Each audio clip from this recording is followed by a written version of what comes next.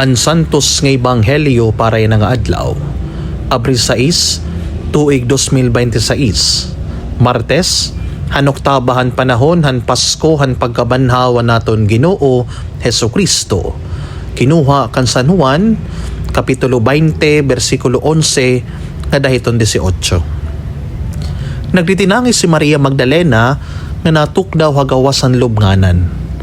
Nagtitinangis pa hiya han paghubo niya hin paghiling han lubnganan. Kaning kita niya didto induha nga mga anghel nga nakabado hin busag nga nagkakalingkod dapit naging pahigdaan kan Jesus. Usaha uluhan kanan usa hatiilan. Nagpakaya na hirahaiya. Babayi kay ano nga nagtitinangis ka. Nagbaton hiya.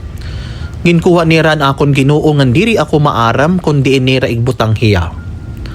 Han pakayakan niya hini, tinalikod hiya ngan hinkita niya Jesus nga natukdaw didto. Kundi wara hiya makakilala nga Jesus adto. Nagpakaya na Jesus sa iya, babayi kay ano nga nagtitinangis ka. Hino an imo ginbibiling. Nagunahuna hiya nga an magmarangno adtohan tanaman. Sanglid ginsiring niya, mano kung ikaw man lugari nga nagkuha iya, sumati ako kung diin mo hiya igbutang, ngan kukuhaon ko hiya. Nagsiring Jesus sa iya, Maria. Inatubang hi Maria nga nagsiring ha iya ha Hebreo, Raboni, magturot doan kahulugan hini. Nagsiring Jesus sa iya, ayaw ako pagkapti, waray pa ako sa kangadtuhan amay. Kadto alugodan akon mga kabugtuan, nga sumatihira nga masaka ako, ngadtuan akon amay, ngan iyo amay, han akon Dios, ngan iyo Dios. Sanglitlina kati Maria Magdalena, nang ginsumatan niyan mga tinunan, ngay kitaan niya an Ginoo, ngan amo ini, anigin seringhan Ginoo, haiya. An ebanghelyo, han Ginoo. Pagdayawon ka, Kristo. Halibutay nga pamalandong mga kabugtuan para yan ang adlaw. Tinan ebanghelyo ato ni batian ang istorya ni Maria Magdalena nga nan iya encounter han nabanhaw nga Kristo. Tulong nga butang mga kabugtuan para iton aton pamalandong.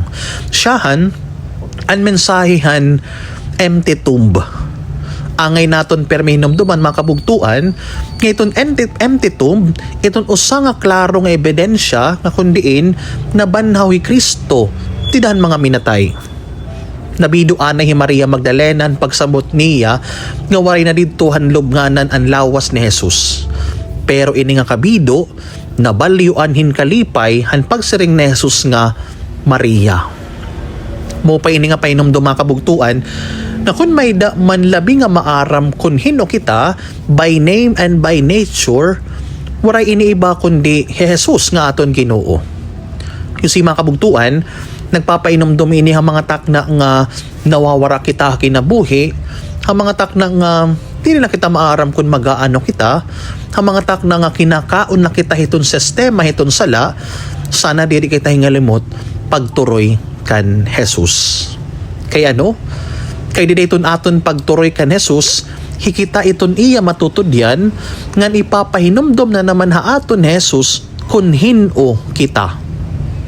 Nga buhi hiya, nga kaupod naton hiya, nga maupay kita nga tawo. Ikaduha, ang mensahen pagkabanhaw, una kinarawat hinusa nga babayi nga makasasala.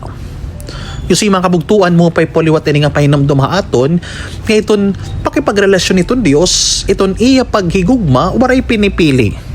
Bisan iton siyahan nga mensahan kalipay han pagkabanhaw, kinarawat hinusa nga babayi nga makasasala, bisan kung seemingly diri hiya takos. You see, waray takos pero ginpapakatakos kita hiton dako nga paghigugma hiton Dios. Salit ayaw siri nga makasasala ako, salit diri ako angay sumunod sa simbahan, basi magampo, bangin lalugod ako mag-araso. Iton Dios again, diri sala iton kinukulawan kundi kung gaano kita kawiling hin pagbasol ngan pangaro hiton pagpasaylo han mga sala nga aton nabuhat. God is always waiting for us to go back to Him. Diri takos kita pero gin papakatakos. Ikatulo, and last point, sinaning Jesus nga kadtuan maakon mga kabugtuan. Mo pay paliwat ani nga pahinomdom mga kabugtuan nga kundihin kahuman naton karawaton anda ko nga paghigugma iton Dios sana dili naton iniigin hahalod. Kauman naton makilala nga haw iton aton kalugaringon, pinaagi iton aton encounter kan Jesus nga kundiin nababag-o kita sana igpasamwak ta naman ini. Kasi mga kabugtuan, amo po ini iton ungod nga mensahe, iton Happy Easter. Sana ungod nga happy kita, nga sana ungod nga Easter.